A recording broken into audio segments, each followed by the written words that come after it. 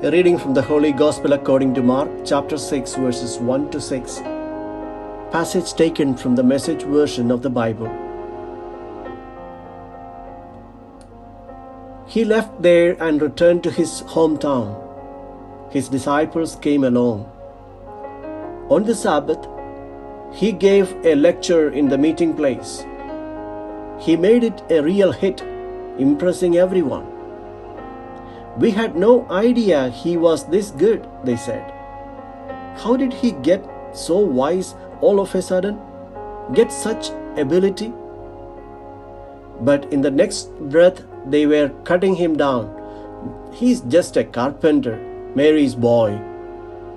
We have known him since he was a kid. We know his brothers, James, Justus, Jude, and Simon and his sisters. Who does he think he is?"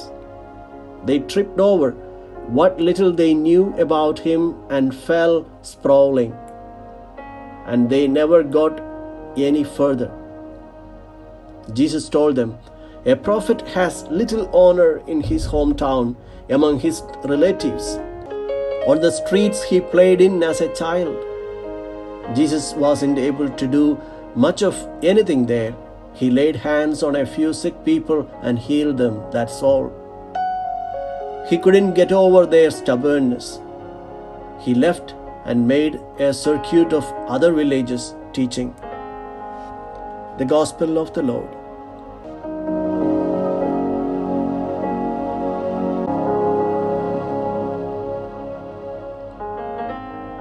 Reflections on the Gospel according to Mark, chapter 6, verses 1 to 6.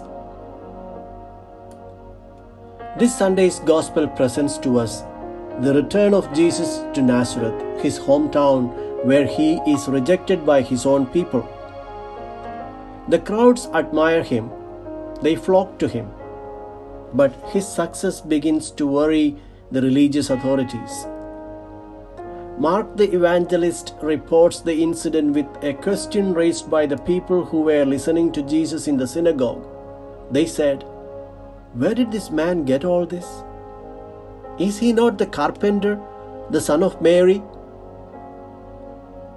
The Jews were a patriarchal community, where a son was always identified as a son of the father and never as the son of the mother. The name of the mother was seldom used to identify the children. Even where the father is deceased, it is always with the father. When they mention the mother, it's a way of saying that the paternity of the person is doubtful, uncertain. The son of Mary, therefore, is an offense.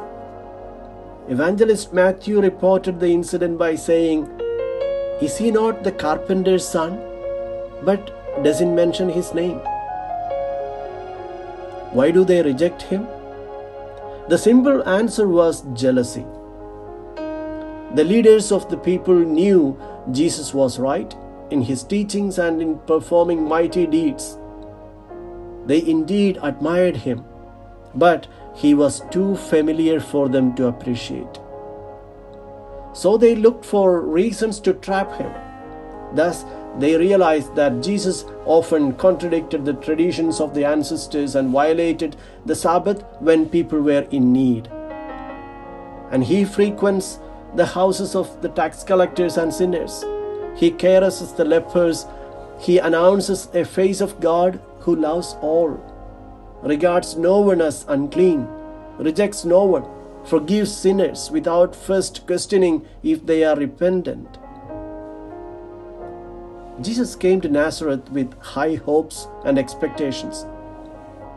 But he had a bitter conclusion to his journey. Quoting a proverb, he says, "A prophet is not without honor except in his native place and among his own kin and his own house."